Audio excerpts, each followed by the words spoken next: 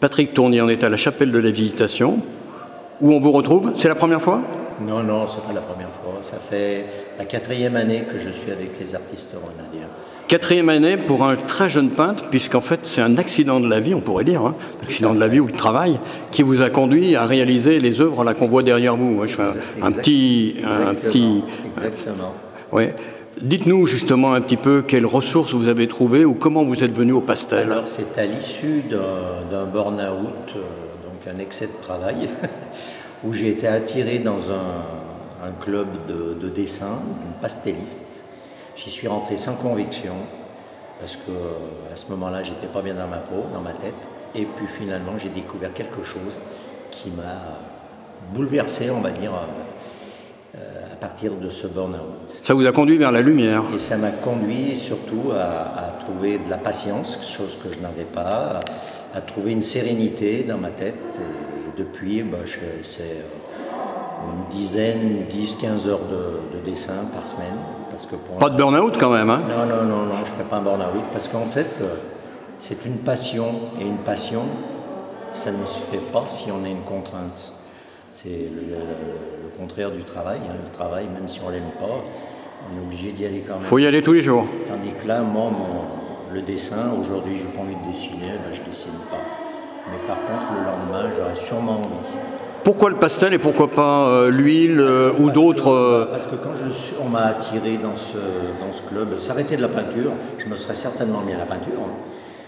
Mais comme cette dame était pasteliste, je suis resté au pastel. Et puis à mon avis, je ne changerai pas du tout. Beaucoup d'artistes aiment bien tenter un petit peu, soit de l'aquarelle, soit de la peinture à l'huile, soit peut-être aussi du pastel. Mais non, moi je vais rester au pastel. Qu'est-ce qui vous séduit justement dans le pastel? On ne travaille qu'avec les doigts. Pas de pinceau, c'est tout avec les doigts. C'est craie et crayon. Et on estompe tout avec les doigts. Donc tout ce qui est fin, ça sera du crayon qui est affûté en permanence, qui est taillé en permanence. Et le reste, c'est tout fait avec les doigts.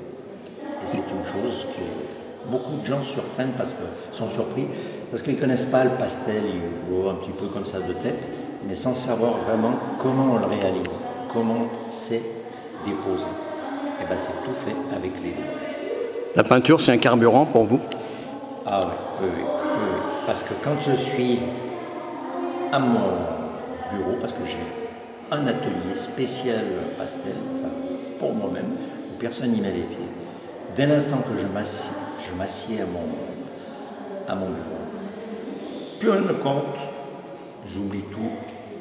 Donc maintenant à la retraite, j'ai plus trop de soucis, mais bon, il y a toujours des petits soucis quotidiens. Vous faites ça dans le silence ou avec de la musique en toile de fond? J'ai essayé avec de la musique, et puis finalement, non, il n'y a pas de musique. J'ai arrêté, je suis bien dans le silence complet. C'est la musique intérieure. Tout à fait. C'est dans votre tête. Tout à fait. Et au fur et à mesure que mon dessin s'élabore, prend de l'ampleur, je suis satisfait. Vous avez des projets? En dessin, tout le temps, j'ai toujours des... Là, c'est le prochain, je pense que ça va être un champ de blé qui est pris de très très près, donc avec quelques épis qu'on voit de très près, et le reste, une montagne en fond. Alors vous ne vous contentez pas de faire le motif, mais vous faites aussi les cadres. Alors pourquoi vous tenez à faire vos cadres? Parce que pourquoi, je ne sais pas du tout. Alors ça, j'ai pris idée parce que déjà de nature, je préférerais, dans beaucoup de circonstances, supprimer les intermédiaires. Parce que je trouve que les intermédiaires, ils prennent une part qui n'est pas toujours justifiée. Donc là, je supprime les intermédiaires, je fais tout. Je récupère les vitres, j'ai acheté des baguettes en lot et je fais moi-même mes cadres. Voilà. Un homme heureux grâce à la peinture. Les grandes surfaces, ce sont des intermédiaires.